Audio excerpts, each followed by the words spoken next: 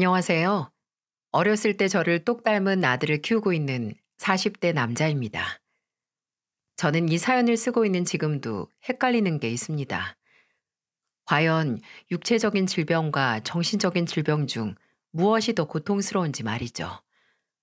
물론 앓고 있는 질병의 크기에 따라 달라질 테지만 저는 늘 그래도 아픈 몸에 갇혀 있는 상태가 더 고통스러울 것이라 생각을 했어요. 물론 그건 제가 몸은 아파봤지만 정신적인 질병을 겪어보지 않았기 때문에 그렇게 생각했던 거겠죠. 하지만 한 가지 확신을 할 수 있는 게 있습니다. 저는 몸이 아픈 가족과 정신이 아픈 가족 모두 가까이에서 겪어봤는데 몸이 아픈 가족을 돌보는 것보다 정신이 아픈 가족 곁에 있는 게 몇 배는 더 고통스럽더군요. 어디서부터 시작을 해야 할까요? 돌이켜보면 가장 한심한 건 제가 아닐까 싶습니다. 모든 일이 벌어지고 있을 때 뭔가 제대로 한번 막아보질 못했으니까요. 서른 중반에 한 제 결혼이 저와 제 가족에게 이런 일을 겪게 할 줄은 몰랐습니다. 제 아내는 어린이집 선생님이었습니다. 지금보다 젊었던 시절 만났던 아내는 자신의 일에 열정이 있고 자부심이 있는 사람이었어요. 어린 아이들을 교육하고 돌본다는 게 세상에서 가장 중요한 일이라고, 세상의 모든 시작은 다 아이들을 올바르게 키우고 교육하는 데 있다고 믿는 사람이었습니다. 그리고 저는 그런 아내를 존경하기도 했죠. 아무래도 아내가 저보다 연상이라서 더 그랬을 거예요. 배울 점이 많은 사람이라고 생각을 했었거든요. 그 당시 제가 다니던 회사는 연봉이 높긴 했지만 특성상 출장이 잦아서 저는 아내 앞에서 일에 대한 불만을 많이 늘어났었는데 저와 다르게 직업적인 자부심이 넘치고 뭐든 긍정적으로 생각하는 아내가 정신적으로 참 건강한 사람이라고 생각을 했습니다. 종종 어린이집에서 하던 말투나 버릇 그대로 제게 마치 선생님처럼 그러면 돼, 안 돼? 라고 묻던 기억이 나네요. 그때는 참 행복했는데 말입니다. 아내는 어린이집 아이들뿐만 아니라 저희 어머니께도 참 잘했습니다. 저희 어머니는 제가 중학교 때 아버지께서 지병으로 돌아가시고 홀로 저와 제 동생을 키우시며 외롭고 힘들게 살아오셨어요. 물건 떼다가 시장에서 팔고 부업으로 시장 사람들 잡일해주고 청소해주시며 저희 남매 밥벌이를 하셨거든요. 그렇게 젊은 시절에 에너지를 모두 태워버려서인지 저는 대학에 다닐 때부터 어머니가 아파하시는 모습을 수도 없이 봤습니다. 면역력이 망가져서 잔병치레도 많으셨고 그것보다 심각한 건 허리를 포함한 온몸의 관절이 망가지다시피 했다는 거죠. 특히 손가락과 무릎, 허리의 관절염이 심해서 손가락이 자주 붓고 조금이라도 오래 서 있거나 앉아 있는 걸 힘들어 하셨어요.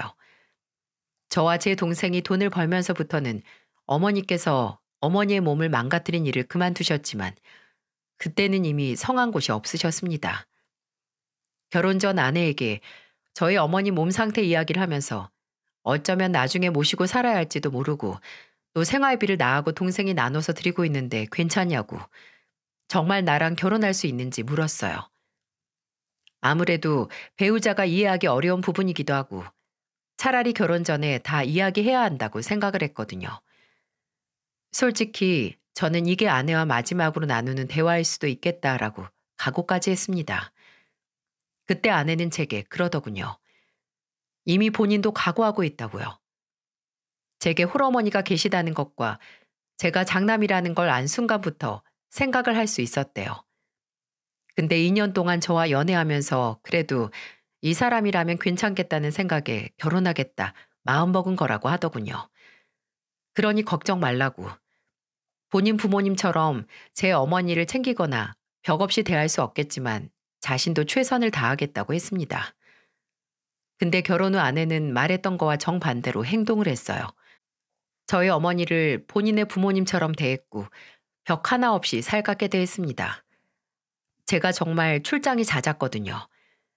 심할 때는 1년에 12번 이상 출장을 간 적도 있었네요.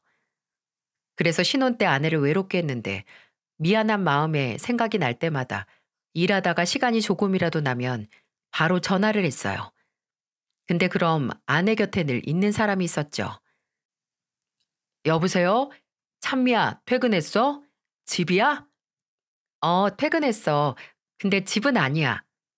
그럼 어딘데? 오늘 약속 있었나? 텅 빈 집 가기 싫어서 어머님 댁 왔어. 저녁으로 어머님하고 비빔밥 해 먹으려고. 또! 어젠 엄마가 우리 집에 오셨었잖아. 당신이 날 이렇게 외롭게 두는데 어머님이라도 나랑 놀아주셔야지. 그죠, 어머님? 어머님 아들이 막 결혼한 새색시 이렇게 독수공방하게 하는데 좀 혼내주세요. 아내가 옆에 계신 어머님께 휴대폰을 넘기면 그때부터 어머니는 찬미도 돈 버니까 너 일 그만두고 살림이나 해라. 라며 웃으셨어요. 제가 출장 중일 때 아내와 어머니는 본인들만의 유대감을 쌓고 있었습니다. 지금도 아내에게 고마운 게 제가 출장을 다니고 일로 바쁠 때 건망증이 심한 저희 어머니 약을 챙겨주고 병원 가는 날짜 맞춰서 같이 다녀준 게 정말 고마웠어요. 퇴행성 관절염에 좋은 스트레칭법이 있다고 배워오더니 저희 어머니와 일주일에 3번씩은 어머니 댁과 저희 집을 오고 가면서 함께 운동을 하기도 했고요. 혹시 본인이 바쁘거나 사정이 생겨서 운동을 못하는 날에는 자신이 운동하는 영상을 찍어서 저희 어머니가 혼자서 따라할 수 있도록 하기도 했죠. 아내가 정말 딸보다도 더 지극정성으로 저희 어머니를 챙기니 저도 덩달아 기꺼이 장인어른과 장모님께 좋은 사위가 되기 위해 노력을 했죠. 제 성격이 정말 어른들께 스스럼 없이 잘 다가가거나 너스레를 잘 떠는 그런 성격이 아니거든요. 근데 타고난 성격이 아니라고 해도 그저 장인어른과 장모님 앞에서 무뚝뚝해 보이고 싶지 않아서 괜히 애교도 떨고 이야기 보따리 열어서 수다도 떨려고 했습니다. 그래서 저희 장인어른과 장모님은 처음에 제가 되게 실없는 녀석인 줄 아셨대요. 나중에야 좀 편해지고 하니 제 원래 성격을 알게 되셨는데 종종 장모님은 저를 빤히 보시고 이렇게 숫기 없는 애가 어떻게 처음에는 그렇게 떠버리처럼 굴었지? 라고 신기해하시곤 했네요. 또 명절에는 장모님과 장인어른 곁을 떠나지 않으며 명절 음식을 도와서 결혼하고 2년 만에 저는 전 7개를 통달한 전의 달인이 됐습니다. 지금도 동태전부터 산적, 동그랑땡 못하는 게 없습니다. 심지어 저는 전을 손으로 뒤집어요. 뒤집개로 하면 느리고 젓가락으로 하면 전이 부서질 수 있다고 저희 장모님께서 제게 전수해 주신 방법이죠. 그리고 장인어른이 좋아하시는 오징어 튀김도 웬만한 분식집보다 바삭하고 맛있게 해서 지금도 자주 아들에게 간식으로 만들어주고 있어요. 그리고 제가 아무래도 오래전부터 아버지 대신 집안의 남자이다 보니 웬만해서 못 고치는 게 없었거든요. 변기 뚫는 것도 웬만한 누수나 주방 싱크대 화장실 수도꼭지 교체도 고등학교 졸업하기 전에 할 수 있었고요. 그래서 장모님 댁에 가는 날에는 괜히 뭐 하나 고쳐드리고 싶어서 집안을 기웃거리고 다녔어요. 사위로서 예쁨 받고 싶었던 거죠.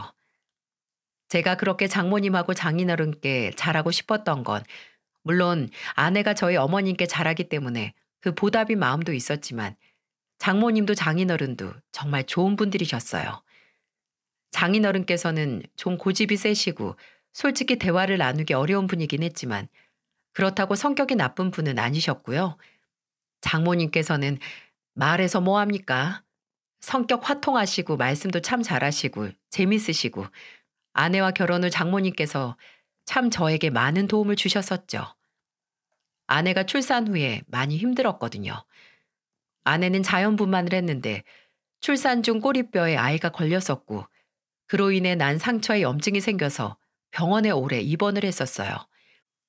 태어난 아들은 저와 함께 집으로 갔지만 아내는 병원에 남아 계속해서 덧나는 염증 치료를 해야 했죠. 그때 저는 회사에 아내의 건강 상태를 말하고 몇 달 출장에서 제외될 수 있었어요. 그래서 장모님과 번갈아 가며 병원에서 아내를 돌봤죠. 아, 빨리 퇴원하고 싶다. 우리 태호 엄마 보고 싶을 텐데. 여보, 태호가 나 못 알아보면 어떻게 하지? 아내는 빨리 퇴원하고 싶어 했어요. 가장 아이와 붙어 있어야 할 시간에 떨어져 있었으니 많이 힘들었겠죠. 몇 주 뒤에 아내는 무사히 퇴원을 했고 집으로 가서 그렇게 만나고 싶은 아들을 만났습니다. 근데 시간이 지난 뒤라서 이런 생각이 드는 걸까요? 그때 아내는 몇 주 만에 아들을 만나 안았음에도 크게 기뻐하는 것 같지 않았습니다. 제가 지금까지 기억을 하는 건 아내가 아들을 안고 한참을 있더니 제게 이런 말을 했다는 거예요. 얘 태호 맞지? 우리 아들 태호. 무슨 소리야? 당연히 우리 태호 맞지? 당신은 내가 병원에서 우리 아들도 구분 못하고 다른 집에 데려왔을 것 같아? 아니, 그런 건 아니고 왠지 병원에서 느낌이랑 좀 달라서 너무 오랜만에 봐서 그런가? 그때는 그 대화를 그냥 아내가 너무 오랜만에 아들을 만나고 집에도 오랜만에 와서 그렇다고 웃으면서 넘어갔어요. 근데 얼마 지나지 않아 아내는 돌변했습니다. 그렇게 만나고 싶던 아들의 육아에 손을 놓더니 이렇게 뾰족할 수 없을 정도로 예민해지고 신경질적여졌어요. 한 번은 제가 출근 전에 아들을 안고 있다가 기저귀를 만지면서 태옥 기저귀 갈았나? 라고 물었거든요. 그랬더니 아내는 제발 묻기만 하지 말고 당신이 직접 봐. 뭐든 나한테 물어야 해? 당신 혼자서 할 수 있는 게 없어? 누가 들으면 일한다고 아이 육아에 손 놓은 한심한 아빠로 보일 수 있겠지만 저는 집에 있는 시간은 온통 아들에게 다 쏟았어요. 아내가 출산 후 애 본다고 그렇게 좋아하던 일 그만둔 것도 미안했고 또 저도 제 아들이 너무 예뻐서 아들을 보는 것만으로도 행복하던 시기였거든요. 근데 아내는 그렇게 뭐 하나 지나가는 말처럼 묻기만 해도 몸에 난 가시를 세우면서 소리를 질렀습니다. 제가 왜 소리를 지르냐, 애도 있는데 그냥 말할 수 없는 거냐고 하면 아내는 그럼 소리 안 지르게 하라고, 당신이 날 소리 지르게 한다고 또다시 소리를 질렀습니다.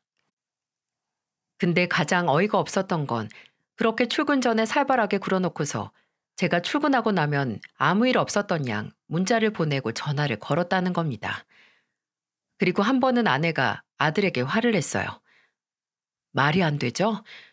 서른이 넘은 애 엄마가 태어난 지 몇 개월 안 된 아이에게 그것도 본인의 친자식에게 화를 냈다는 거예요.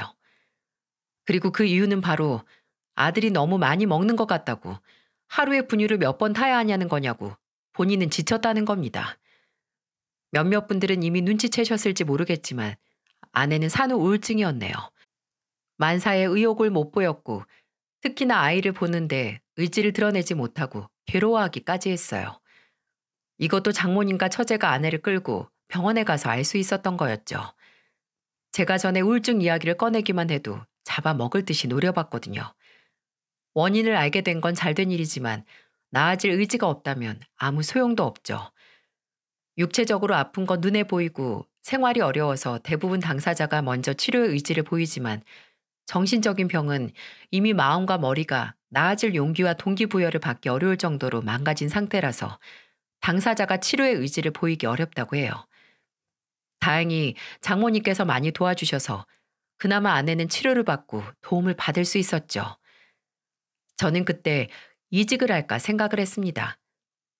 연봉을 낮춰서라도 출장이 아예 없는 회사로 말입니다. 아무래도 아내가 아프고 아들이 어리다 보니까 집에 있는 시간을 늘려야겠다고 생각을 했거든요. 근데 그때 한창 회사가 바쁘기도 했고 이직이라는 게 말처럼 쉬운 게 아니더라고요. 아내가 일을 그만뒀으니 돈 버는 사람도 저 혼자고 이직 전에 무턱대고 그만뒀다가 낭패를 볼 수도 있었고요. 그때 장모님께서 제 구원자가 되어주셨습니다. 장모님께서 저희 집에서 아내와 생활을 하시면서 아들을 돌봐주신 거죠. 저희 어머니께서도 그런 장모님께 고마워하셨고 장모님을 도와 손자를 봐주지 못하는 걸 죄송해 하셨어요. 근데 장모님은 오히려 저희 어머니 허리나 건강 상태를 걱정하셨죠. 무리하지 마시라고 애미가 아픈 딸 챙기는 것뿐이라며 괴념치 말라 하셨습니다. 그리고 아내도 장모님 곁에서 가장 안정되어 보였습니다. 여전히 예민하고 아들을 보다가 짜증을 많이 냈지만 장모님이 있고 없고가 천지차일 정도였어요. 한 번은 어떤 일이 있었냐면 그날은 장모님께서 사정이 있어서 저희 집에 못 오셨거든요. 아내가 혼자 있는 게 불안하다고 해서 어떻게 하지 하다가 제 동생에게 연락을 했어요. 제가 퇴근하기 전까지 아내와 있어 달라고 부탁을 했죠. 아내의 사정을 아는 동생은 기꺼이 알겠다고 했고요. 동생에게 고마워서 퇴근할 때 동생이 좋아하는 브랜드 치킨 사서 갔네요. 여보세요? 주연아, 찬미랑 아직 저녁 안 먹었지? 먹지 말고 있어. 지금 치킨 사가니까. 저녁 먹고 가. 아, 오빠, 그럼 지금 오는 중이겠네? 한 20분 정도 걸릴 것 같은데. 오빠, 그럼 나 지금 갈게. 세연이도 태호랑 20분은 둘이서 있을 수 있겠지? 제가 오기 전에 집에 간다는 동생에게 저는 무슨 일 있냐? 밥 먹고 가지. 너 좋아하는 거 샀는데. 하고 말했어요. 동생은 아무 일 없다. 갑자기 급한 일이 생겨서 그런다. 오빠랑 세연이 맛있게 먹으라고 하고 전화를 끊었습니다. 집에 도착했을 때 아내와 아들만 있었고요. 거기까지만 해도 저는 별다른 의심을 안 했을 거예요. 그 후로 이상하게 아내가 제게 동생 이야기를 자주 꺼내는 겁니다. 여보, 아가씨가 혹시 요새 당신한테 연락 안 해? 아가씨가 내 얘기는 하지 않아? 아까 아가씨랑 통화했지. 무슨 얘기해? 이렇게 제 동생 이야기만 나오면 예민하게 굴어서 저는 혹시 그날 동생이 왔을 때 무슨 일이 있었냐고 물어도 아내는 아무 일 없었다고 생사람 잡지 말라고 하더군요. 저는 끝내 동생을 만나서 물었습니다. 다 좋으니 제발 말해달라고 무슨 일이 있었냐고요. 그제야 동생은 그날 있었던 일을 말해줬는데 글쎄 제 아내에게 맞았답니다. 본인은 그저 조카를 예뻐했을 뿐인데 아내가 다짜고짜 그럼 아가씨가 데려가서 키워요. 여기서 웃고 예쁜 모습만 보니까 애 키우는 게 쉬워 보이죠? 라고 시비를 걸었다고 하네요. 그 당시 동생은 결혼은 했지만 애는 없었거든요. 그때부터 아내는 갑자기 애 키우는 게 얼마나 힘든지 아냐. 그냥 예뻐만 하는 건 진짜 육아가 아니라고 점점 감정이 격해지더니 동생이 태호가 놀라니까 소리는 지르지 말자라는 말에 폭발해 동생의 뺨을 내리쳤다고 합니다. 얼마나 세게 때렸는지 맞은 뺨이 빨갛게 부어서 누가 봐도 한 대 맞은 사람처럼 보였고 심지어 멍까지 올라와서 제가 퇴근하기 전에 집으로 간 거라고 하네요. 솔직히 세원이가 그러고 싶어서 그런 것도 아니잖아. 다 호르몬이 문제인데 오빠가 알고 세원이랑 싸우기라도 하면 내 마음도 불편하니까 나도 그냥 넘어간 거 아니야. 세원이한테 나도 언니 아프고 힘든 거 알아서 이번만 넘어간다고. 근데 만약 이렇게 비상식적이고 무례한지 나 말고 내 조카나 혹시 우리 엄마한테 하면 가만 안 있을 거라고. 가족끼리 아픈 걸 이해해 줄 수 있지만 아픈 게 언제 어디서나 변명이 되는 건 아니라고 했어. 그러니까 괜히 다시 말 꺼내서 싸우려고 하지 마. 알겠지? 나중에 이 사실을 안 장모님께서 크게 화를 내셨죠. 아내를 앉혀두고 정말 3일 동안 어쩌다 네가 아프단 이유로 가족에게 손찌검을 하냐고 훈계를 하셨습니다. 너 지금 아픈 거 이해하고 도와줄 사람 가족들 뿐인데 아프다는 걸 핑계로 다 척질 생각이냐고 한참을 화를 내셨어요. 끝내 아내는 장모님과 함께 제 동생을 찾아가서 사과를 했죠. 그때부터는 장모님께서 아내가 아픈 걸 그저 보듬기만 하는 게 아니라 단호하게 나가신 것 같아요. 적극적으로 산후 우울증을 극복해야 한다. 아내의 약한 소리를 들어주시지 않았죠. 그렇게 결혼한 지 4년, 막 추워지기 시작한 초겨울에 저희 장모님께서 급작스럽게 세상을 떠나셨습니다. 그날 저는 출장이 없었지만 어머니께서 허리 상태가 안 좋아지셔서 어머니 댁에 가 있었거든요. 아내는 장모님과 함께 집에 있었고요. 근데 새벽에 아내에게서 전화가 온 겁니다. 여보, 엄마가 눈을 안 떠. 여보, 엄마가 일어나질 않아. 아내는 장모님께서 깨어나시지 않는다고 했어요. 잠결에 전화를 받았는데 순간 정신이 칼에 찔린 것처럼 깨어나더군요. 저는 아내에게 구급차를 부르라고 했습니다. 병원에서 만난 아내는 제정신이 아니었죠. 태호가 새벽에 일어나서 하도 보채서 엄마를 깨우려고 했는데 엄마가 일어나질 않잖아. 심장마비였습니다. 수면 중 심장마비로 그렇게 허무하게 세상을 떠나신 거예요. 아내는 무너지는 것처럼 울었고 저도 그런 아내 곁에 주저앉아 넋을 났습니다. 그냥 정말 너무 죄송했어요. 사무치게 죄송했습니다. 장모님의 딸이란 이유로 아내를 장모님에게 맡기고 일한다는 핑계로 집을 비웠다는 게, 그래서 가족들 모르게 홀로 몸 안에 스트레스를 쌓아오다 자는 도중 그렇게 가신 장모님께 죄송해서 가슴이 미어졌습니다.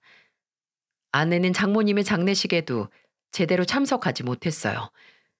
정신도 못 차렸고 서 있을 힘도 없어 했거든요. 처제가 계속 부축하고 있어야 했죠. 장모님의 죽음으로 아내의 우울증은 더욱 심각해졌습니다. 왜 아니겠어요? 좀 나아지나 했는데 한 몸처럼 같이 있던 장모님께서 그렇게 가셨으니 아마 세상을 다 잃은 것 같았을 겁니다. 이해는 하지만 극도로 심해진 우울증으로 인한 아내 히스테리는 견디기 힘들었어요. 다시 산후 우울증을 보였던 초반으로 돌아간 것처럼 예민해졌고 마치 뜨거운 온탕과 살떨리게 차가운 냉탕을 오고 가는 것처럼 불같이 신경질적이어졌다가 갑자기 기온이 뚝 떨어져 하루 종일 아무것도 안 하고 방 안에 틀어박혀 있기도 했어요. 한 달은 그래도 참을만 했습니다. 저도 그때 출장이 없기도 했고 퇴근 후 집안일을 하고 아들을 돌보면서 어떻게든 아내를 그 우울한 동굴에서 꺼내오기 위해 노력했어요. 근데 제가 있을 때는 그래도 병원에 가고 약을 먹었지만 제가 출장을 가면 아내는 모든 걸 놓고 다시 우울증의 출발선으로 돌아갔습니다. 미치겠더군요. 그때 저희 어머니가 도와주셨죠. 성치 않은 몸을 끌고 와 장모님의 역할을 대신 해주려고 하셨어요. 아내를 데리고 병원을 다니려고 하셨고 아내와 저를 대신해서 손자를 봐주셨습니다. 제가 출장에 간 날이면 어머니께서 휴대폰으로 사진을 보내주셨어요. 오늘은 찬미가 하루 종일 방 안에 안 있고 나와 있었다. 오늘은 찬미가 비빔면 먹고 싶다고 해서 해 먹었다. 너도 밥 잘 챙겨 먹어라. 찬미가 드디어 집 밖으로 나갔다. 가까운 한강 가서 걷다 왔다 하시며 아내 호전되는 모습을 중계해 주시기도 했습니다. 그렇다고 아내가 어머니의 도움으로 좋은 모습만 보여준 건 아니었어요. 이건 지금 생각해도 부끄럽고 충격적이에요. 그래도 어머니가 와 계셔서 아내가 자주 밖으로 나갔는데 그러다가 사단이 났네요. 그 큰 화장품 가게 있잖아요. 화장품뿐만 아니라 간식도 팔고 그런데요. 아내가 거길 아들을 데리고 어머님과 함께 갔는데 아내가 거기서 물건을 훔쳤답니다. 저는 나중에 합의금 문제 때문에 어머니께 듣게 됐는데 그 안에서 구경을 하고 어머니 염색약을 산 다음에 나왔는데 나와서 얼마 가지도 않아서 뒤에서 누가 어머니와 아내를 잡았다는 겁니다. 저 죄송한데 잠깐 가방 좀 확인할 수 있을까요? 그 사람은 바로 방금까지 어머니와 아내가 있었던 화장품 가게 직원이었어요. 어머니는 당황하셨다고 해요. 아내가 도둑으로 몰리고 있으니까요. 네? 제 가방을 왜요? 싫은데요? 저희 직원이 고객님께서 아이브로우 테스터를 가방에 넣는 걸 봤다고 하거든요. 저도 CCTV로 확인을 했고요. 아니라니까 자꾸 왜 이래요? 고객한테 이래도 되는 거야? 만약 아니면 어떻게 책임질 건데?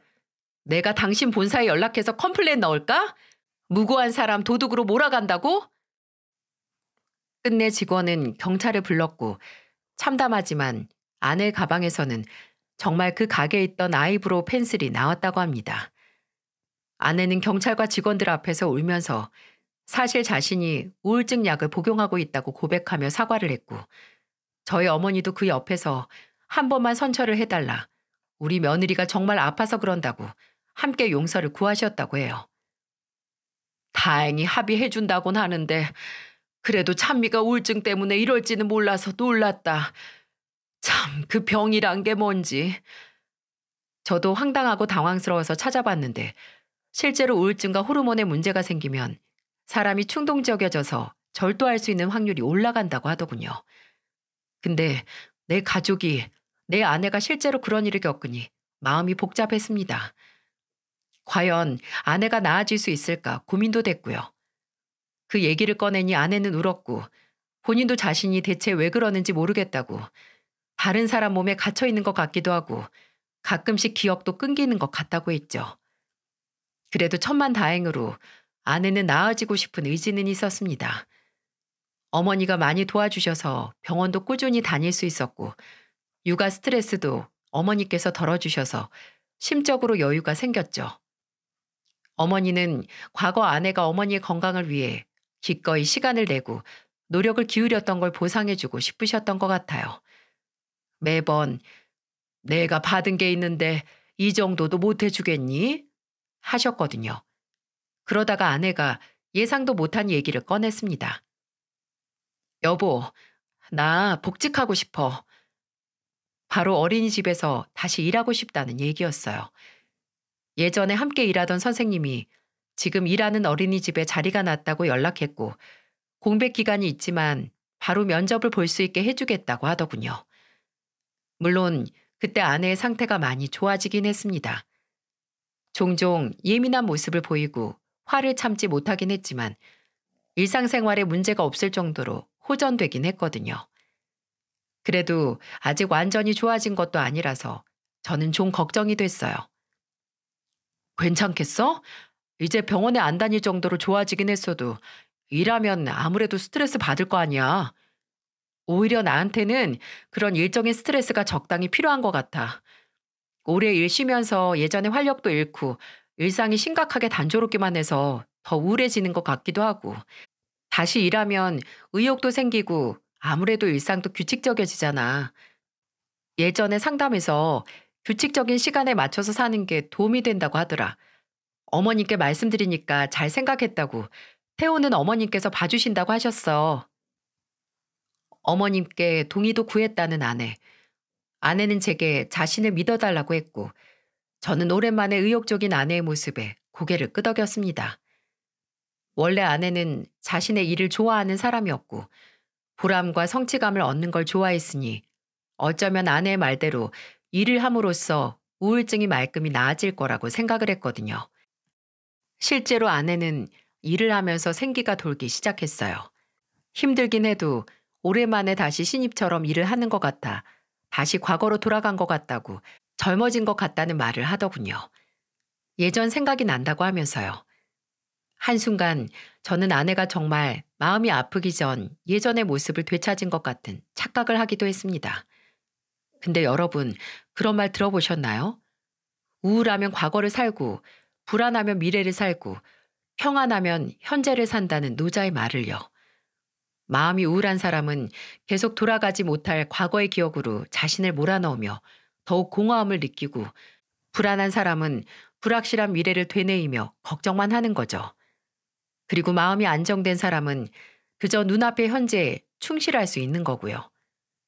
지금 생각해보면 점점 나아지는 거라고 하던 아내는 과거를 살고 있던 거였습니다.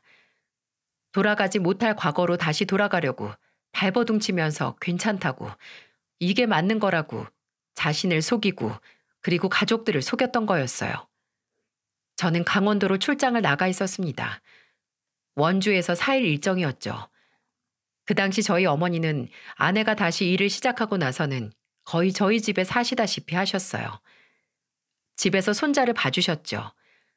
그래서 저는 출장 가면서도 큰 걱정이 없었고요. 근데 저는 저희 집에서 생활하시면서 기꺼이 도움을 주시는 어머니의 말을 고지 곧대로 믿은 한심한 불효자였습니다. 출장 이틀째 날 오후였어요. 제 기억으로는 6시가 좀 넘은 시간이었을 겁니다. 그날 일이 바빠서 점심도 못 먹었는데, 그래서 저녁을 일찍 해결했죠. 식사를 하고 나서 휴대폰을 확인했는데 문자가 와 있더라고요. 어머니였습니다. 어머니는 저희 집에 계셨지만 그 당시 화장실에서 한번 넘어지신 다음에 회복 중이셨거든요. 그래서 며칠째 거의 누워 계셨어요. 그때까지만 해도 어머니가 또 제 아들이 춤추거나 노래하는 영상을 찍어 보내주실 줄 알았어요. 그래서 웃으면서 어머니께서 보내주신 영상을 재생했죠. 그런데 제 얼굴에 지어졌던 미소는 금방 경악과 절망으로 바뀌었습니다.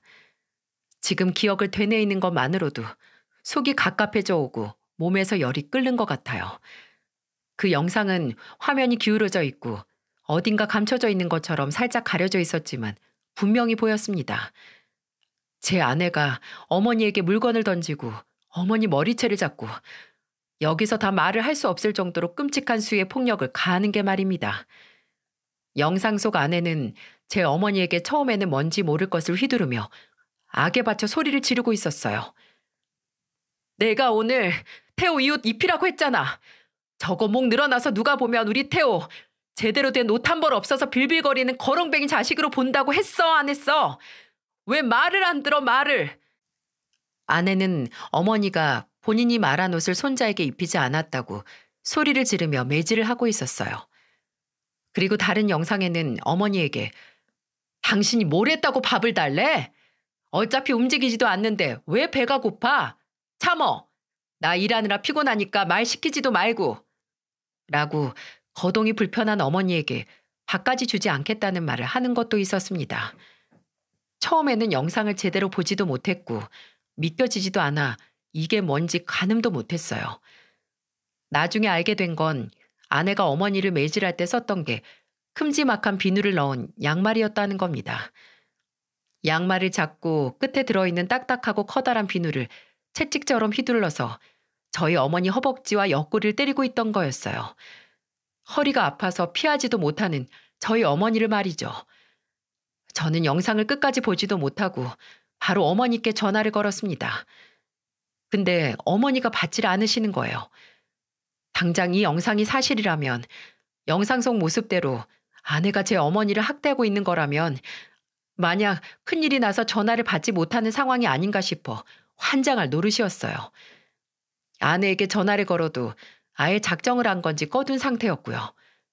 끝내 저는 동생에게 전화를 걸었습니다. 여보세요? 오빠 왜? 주연아, 너 지금 당장 내 집으로 좀 가. 가서 엄마 괜찮으신지 확인 좀 해줘. 오빠 집은 왜? 엄마 무슨 일 있대? 그때 동생이 정말 놀랐을 겁니다. 그 시간에 갑자기 그런 소리를 하면서 어머니에게 영상을 받았는데 거기서 아내가 우리 어머니를 때리고 있었다. 큰일 나기 전에 당장 가보라는 말을 했으니 믿겨지지도 않고 심장이 철렁했겠죠. 그리고 저는 그냥 동생만 가는 것도 마음이 놓이지 않아서 동생에게 경찰에 신고부터 하라고 했어요. 동생이 제 집에 도착하기도 전에 무슨 문제가 생기면 큰일이고 저는 아예 먼 다른 지역에 있으니 말입니다. 동생에게 경찰에 출동해달라는 신고를 했다는 연락을 받고 저는 바로 서울로 갈 기차를 예매했습니다. 같이 출장 갔던 동료에게는 집에 급한 일이 생겼다 문자를 남기고 바로 기차를 타고 갔어요. 도착하기 전 동생에게 경찰서 왔다는 연락을 받았고 서울에 도착하자마자 동생이 보내준 경찰서 주소로 달려갔죠. 제가 경찰서에 도착하기 전 무슨 생각을 했는지 아마 상상도 못 하실 거예요. 2시간 조금 넘는 그 시간이 제게는 지옥이나 다름없었거든요. 경찰서에 도착했을 때 어머니는 구석에 앉아 계셨고 동생은 그런 어머니 곁에 서서 심각한 얼굴로 있었습니다. 그리고 조금 먼 곳에 아내가 경찰과 마주보고 앉아 있었죠. 주연아, 엄마! 저는 고개를 숙이고 계신 어머니에게 먼저 갔는데 동생은 제가 어머니의 상태를 살피기도 전에 저를 발견하고 제게 날카롭게 소리를 쳤어요. 오빠, 저거 완전 미쳤어. 제정신이 아니야. 우울증이 아니라 뭐에 씌인 것 같다고. 제가 서울로 오고 있을 때 경찰은 동생의 신고를 받고 먼저 집에 도착해 있었고 동생이 도착했을 때 아내는 경찰에게 이런 말을 하고 있었다고 합니다. 무슨 소리를 듣고 온지 모르겠는데 시어머니가 제 아들을 먼저 때렸다니까요. 뭐 애가 말을 안 들어서 훈육이라고 하는데 정도가 심해서 그거 말린 거지. 제가 언제 우리 시어머니를 때렸다고 해요. 무슨 증거로 나를 가정폭력범으로 몰아? 아가씨가 경찰 불렀어요? 아가씨 지금까지 내가 어머님한테 조금이라도 손대는 거 본 적 있어요? 언니, 난 때린 적 있잖아요. 엄마가 말해봐. 나는 오빠 연락만 들은 거라서 잘 몰라. 그러니까 엄마가 말해요. 새언니가 엄마 때렸어? 글쎄 아니라니까. 아가씨도 나가고 당신들도 나가요. 엄한 사람 잡지 말고 나가라고. 아내가 출동한 경찰들과 동생을 쫓아내려고 했는데 그때 어머니가 그러셨다고 합니다. 나, 나 맞았어요. 내 며느리한테 지금까지 셀 수 없을 정도로 맞았어요. 그러니까 제발 나 좀 살게, 쟤 좀 데려가 줘요. 아내가 이건 모함이다, 거짓말하지 말라고 해도 어머니는 동생의 손을 잡고 경찰에게 신고 의지를 보이셨고, 그렇게 조사를 위해 아내는 경찰서로 연행이 됐고, 어머니와 동생은 진술을 하기 위해 동행을 하게 된 거죠. 동생은 팔짱을 끼고 앉아있는 아내를 향해 삿대질을 하면서 말했어요. 저게 지가 우리 엄마 폭행해 놓고 우리 엄마를 손자 때린 할머니로 모함하잖아. 엄마 지금 움직이는 것도 힘든데 말이 되냐고. 아가씨 아무것도 모르면 가만히 좀 있어요. 내가 어머님 때리는 거 봤어요? 아가씨가 우리 집에 있었냐고. 왜 아무것도 모르면서 헛소리야. 태호 불러요, 태호. 태호 불러서 물어보면 엄마가 아니라 할머니가 폭력 썼다고 할 테니까. 아내는 바락바락 소리를 지르면서 동생이 처남에게 맡긴 아들을 데리고 오라며 애한테 묻자고 했습니다. 자신은 가정을 지킨 거다, 내 아이를 지킨 거라고 우겼죠. 하지만 그런 아내의 주장은 그저 마지막 발악밖에 아니게 됐습니다. 어머니께는 제게 보낸 영상뿐만이 아니라 더 많은 증거들이 있었거든요. 아내가 이미 오래전부터 제가 출장 가서 없는 날에는 어머니에게 폭력을 쓰고 폭언을 하는 증거가 말입니다. 심지어 어머니를 협박한 음성까지 녹음되어 있었는데 어머니는 이런 협박 때문에 지금까지 제게도 동생에게도 아내의 폭력을 숨기고 계셨던 거예요. 협박 내용은 내가 당신 아들도 없고 딸도 없을 때 지도 새도 모르게 당신 계단 같은 데서 밀면 어떻게 할래? 당신 망가진 관절들 다 부러질 텐데. 그러니까 입 다물고 살다가 가. 알아들어? 라는 끔찍한 말과 저를 포함한 다른 사람에게 사실을 말하면 평생 아들하고 손자를 못 보게 하겠다는 말도 있었습니다. 근데 어머니의 입을 막던 아내의 협박들이 어머니가 끝내 제게 사실을 털어놓는 영상을 보내게 된 계기가 됐어요. 아내가 어머니에게 손자를 들먹이며 협박을 했던 거죠. 어머님이 딴 생각하면 우리 태호는 무사할 줄 알아요? 나 태호 엄마야. 태호 내가 마음대로 할 수 있어. 그러니까 딴 생각하지 말아요. 네? 손자가 무사히 자라는 거 보고 싶으면 어디서 허튼 소리 할 생각 말라고. 아내는 어머니를 협박하기 위해 끝내 본인의 자식까지 이용한 겁니다. 이게 말이 되나요? 어떻게 지 자식을 협박의 미끼로 쓸 수 있냐고요. 심지어 지 손으로 해칠 생각까지 하면서. 어머니는 아내가 갈 때까지 갔다, 이러다 정말 손자가 위험하겠다 싶어서 제게 영상을 보내신 겁니다. 참다 이건 아니라고 깨달으신 거죠. 아내는 어머니가 경찰에 보인 증거에 처음에는 부인하고 어머니를 악랄한 노인네, 속에 독을 품었다라고 말하면서 비난했습니다. 끝까지 본인의 잘못이 아니라고 우겼어요. 동생은 그런 아내를 비웃었죠. 야, 너 끝났어. 우리 엄마가 그런 치욕을 당하면서 이렇게 증거까지 남겼잖아. 대체 어디까지 추잡해질래? 그래도 가족이라고 마음의 병이 들었다는 거 감싸고 도와줬더니 너 같은 건 전국에 우울증 걸린 사람들한테 사죄해야 돼. 남들은 어떻게든 이겨내려고 하는 우울증을 네 비열한 행동의 방패막이로 편하게 살아왔잖아. 너는 마음이 망가진 게 아니라 그냥 인성이 망가진 거야. 저와 동생은 아내를 고소하기로 마음먹었습니다. 아내가 뉘우치지도 않고 사과도 하지 않고 끝까지 본인의 우울증을 내세우며 죄를 피해가려고만 했기 때문이죠. 근데 그 방법이 먹히더군요. 아내는 오래 알아왔던 우울증 이력과 초범이란 이유만으로 집행유예를 선고받았습니다. 어처구니가 없었어요. 이건 아내에게 죄를 뉘우치라고 마땅한 벌을 내린 게 아니라 오히려 더 큰 죄를 짓게 놔둔 수준 아닌가요? 저도 어머니도 동생도 그 결과에 기가 차서 며칠 동안 밥도 제대로 못 먹었습니다. 입안이 씁쓸하고 바짝 말라서 물도 넘어가질 않았죠.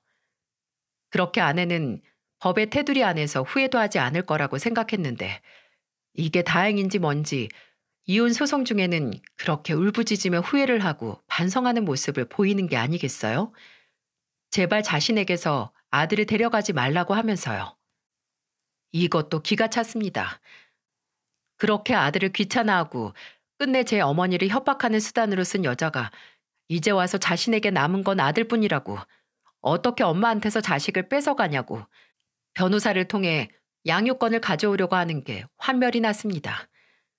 솔직히 저는 이혼하면서 위자료나 재산은 나중 이야기였어요. 오로지 아내에게서, 아니, 제 전 아내에게서 아들을 지켜야겠다는 생각뿐이었죠. 그리고 아내의 우울증 경력과 집행유예 이력, 그리고 저희 어머니가 가지고 있는 증거들로 제가 단독 양육권을 받을 수 있다는 확신도 있었어요. 근데 전 아내도 본인이 불리하다고 생각했나 봅니다. 당연하죠. 그 짓을 해놓고 애 키울 생각을 했다는 게 말이 안 되니까요. 아내는 제게 찾아와서 제발 태호를 데려가지 말라고 빌고 협박을 하고 또 빌었습니다. 당신 정말 나한테서 태호 뺏어가고 싶어? 우리 아들한테서 엄마라는 존재를 뺏어가고 싶냐고. 말 똑바로 해. 내가 태호를 뺏어가? 태호가 네 거야? 태호, 내 아들이기도 해. 그리고 너는 엄마라는 게 우울증이라고 몇 년 동안 애 돌아가신 장모님이랑 우리 어머니, 그리고 나한테 맡기고 모른 척 했잖아. 그것도 모자라서 우리 엄마한테 애 잘못되는 꼴 보기 싫으면 조용히 살라 협박까지 한 게 왜 이제 와서 자식 생각하는 절절한 엄마인 척을 해? 네가 생각하기에도 네가 웃기지 않냐? 네 자신이 가증스럽지 않아? 그래, 나도 내가 잘못한 거 알아. 그래서 경찰 조사도 받았고 집행유예도 받았잖아. 이혼도 받아들이고 내가 저지른 행동들 다 인정하는데 나 정말 태호는 포기 못해. 제발 나한테서 태호까지 뺏어가지 마. 아내가 아무리 절박하게 매달려도 아내에게 아들을 넘길 생각이 없었지만 동시에 재판 결과도 아내에게 아들의 양육권을 줄 생각이 없었습니다. 저는 아들의 단독 양육권을 받아냈고 아내는 그렇게 혼자가 됐습니다. 이혼 후 혼자 사는 처제의 집으로 갔다고 들었어요. 저는 아들과 함께 어머니와 합가를 했고요. 이혼 후 정말 자신이 없었습니다. 이사 문제보다도 이 끔찍한 일을 겪은 어머니와 또 아들이 받은 상처를 치료하는 일이 우선이었거든요. 두 사람 다 가정폭력치료센터에 나가서 상담을 받고 치료를 시작했습니다. 물론 저도 함께 나가서 제 가족이 받은 상처가 아물 수 있게 상담을 받았고요. 아들이 상담센터에 다니면서 큰 소리에 유난히 약하고 예민하다는 걸 상담하는 동안 알게 됐고, 어머니는 그게 제 전 아내가 집에서 소리를 지를 때마다 아들이 넘어질 만큼 놀란 적이 있다고 하시더군요. 정말 마음이 아프고 미안했습니다. 그리고 끝내 저는 이직을 선택했죠. 연봉이 좀 줄어들긴 했지만 제가 할 수 있는 최소한이자 최선의 선택이었어요. 더 이상 집을 비우면 더 많은 걸 잃을까 두려웠기도 했거든요. 이직을 준비하면서 어쩌면 내가 더 빨리 이직을 해서 집을 비우지 않았다면 혹시 지금 상황이 달라지지 않았을까 하는 생각을 하기도 했습니다. 근데 생각을 하면 할수록 저 역시 아내처럼 돌아갈 수 없고 되돌릴 수 없는 과거로 파고들고 있다는 걸 깨달았어요. 참 우울증이라는 게 그 병을 앓고 있는 사람과 떨어져 있어도 영향력이 어마어마하더군요. 그래서 되도록 예전 생각은 안 하면서 살았습니다. 마음이 안정됐기에 현재에 집중하는 게 아니라 안정을 되찾기 위해 현재에 집중하게 된 거죠. 이직 후 9시에 출근해서 6시에 퇴근하는 삶으로 바뀌었고, 회사 외의 다른 시간은 모두 제 가족과 보냈어요. 아들과 어머니와 함께 말입니다. 어떻게든 저는 제 가족과 이전에 평안했던 일상을 회복하기 위해 노력하며 살았는데 전 아내는 아니었나 보네요. 이혼하고 1년이 지나기도 전에 아내가 교도소에 수감됐다는 소식을 들었습니다. 그것도 아동학대 혐의로 2년형을 받았다고요.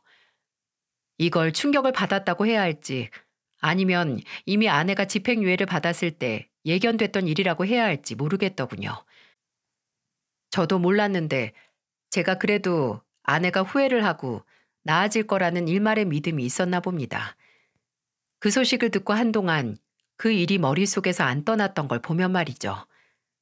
아내가 일하던 어린이집에서 아내가 돌보던 아이를 학대했다는 주장이 애들 부모님으로부터 나왔고, 실제로 어린이집 내부 CCTV에 아내가 많은 시간 동안 아이들을 상대로 폭력을 썼다는 증거가 나왔다고 합니다.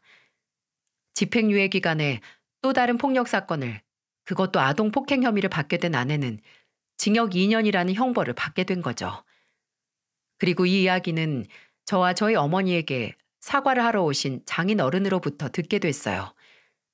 장인어른은 끝내 교도소에 가게 된 딸의 소식을 전하시며 저와 저희 어머니께 이렇게 말씀을 하셨습니다. 이서방, 내가 미안하네. 솔직히 이서방하고 찬미가 이혼할 때 그래도 내 딸이라고 나는 찬미 편만 들었어. 찬미가 그렇게 끔찍한 짓 한 것도 안 믿고 그저 오해라고 내 딸이 억울한 일을 당했다고 생각했지. 근데 일이 이 지경까지 갔으니 내가 뭐라 할 말이 있겠나. 그때 내 딸을 두둔했던 거 내가 이렇게 사과하네. 사부인 정말 죄송합니다. 제가 딸년 잘못 키워서 그런 끔찍한 짓을 당하셨다니. 제가 죄인입니다. 제가 죄인이에요. 그렇게 하염없이 통곡을 하시며 용서를 빌던 장인어른은 전 아내가 이혼을 당했을 때 자신이 무슨 조치를 취했다면, 딸인 전 아내의 문제를 더 심각하게 받아들이고 뭔가 했다면 어린이집에서 학대를 당한 무고한 피해자도 생기지 않았을 테고, 딸이 저렇게 감옥에 들어갈 일도 생기지 않았을 거라며 안타까워하시고 후회를 하셨습니다. 마치 이전에 제가 만약 이직을 일찍 했다면 이런 일이 생기지 않았을까, 막을 수 있었을까 후회했던 것처럼 말이죠. 그때 이런 생각이 들었어요. 사람의 우울은 모두 후회에서 오는 것 같다고 말입니다. 이미 일어난 현실을 바꿀 수 없는 과거에 대한 후회로 절망하다가 끝내 제 전 아내처럼 누구도 막을 수 없고 바꿀 수 없는 괴물이 될 수 있다고 말이죠. 전 아내의 비참한 결말은 제게 경각심을 주었습니다. 제 어머니와 아들의 가슴 속에 전 아내 때문에 생긴 마음의 상처가 병으로 발전하게 되지 않기 위해 최선을 다할 거라고요. 적절한 치료도 애정은 물론이고 무엇보다 바뀌지 않는 관심을 기울이며 제가 할 수 있는 일은 뭐든 해야겠다 다짐을 했습니다. 부디 제 이야기를 들어주신 모든 분들, 아니 세상을 살아가시며 어쩔 수 없이 상처를 받은 모든 분들이 부디 그게 상처에서 병으로 발전하지 않고 아물어서 더 힘든 시련도 맞서 싸울 수 있는 굳은 살이 되길 바랍니다. 들어주신 모든 분들께 감사드립니다. 마음의 안정을 찾기 위해 명상을 하시고 작은 일에도 웃고 또 일상에서 소소한 행복을 느끼며 에너지를 잘 충전하는 하루 보내시길 바랍니다.